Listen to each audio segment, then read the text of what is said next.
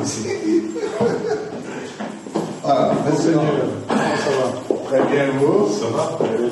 Voilà, ça va? On ne s'est pas vu depuis l'année. Voilà, on ne s'est pas vu. Et tout 2024, Nous sommes là dans le cadre des consultations qui ont été déjà annoncées depuis hier.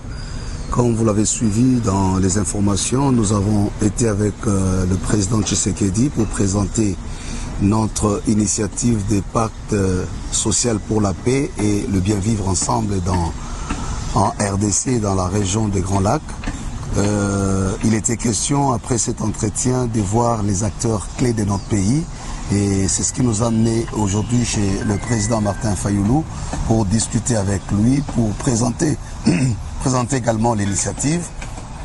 Et les entretiens se sont très bien passés. Il a accueilli avec intérêt. Il a fait des observations des fonds et des contributions. Et donc nous sommes sortis ici avec un consensus clair sur l'intérêt qu'il y a à construire la cohésion nationale. Comme vous le savez, qu'il a pendant très longtemps lui-même aussi contribué et lutté pour que nous arrivions à cette cohésion nationale. Nous disons gloire à Dieu, donc nous continuons notre périple.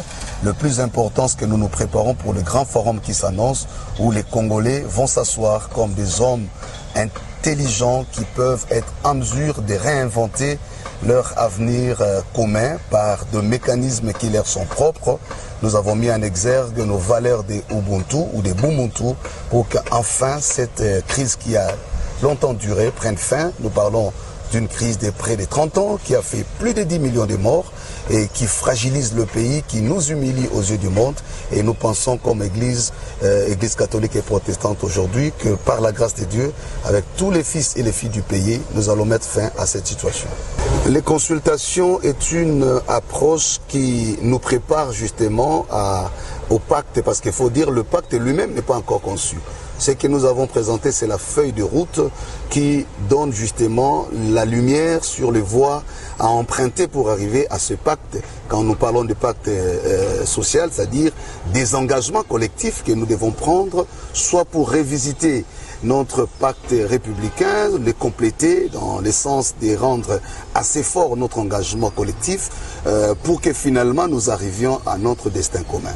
Donc nous n'avons pas renoncé à notre démarche initiale, c'est plutôt la démarche qui nous amène à cet aboutissement.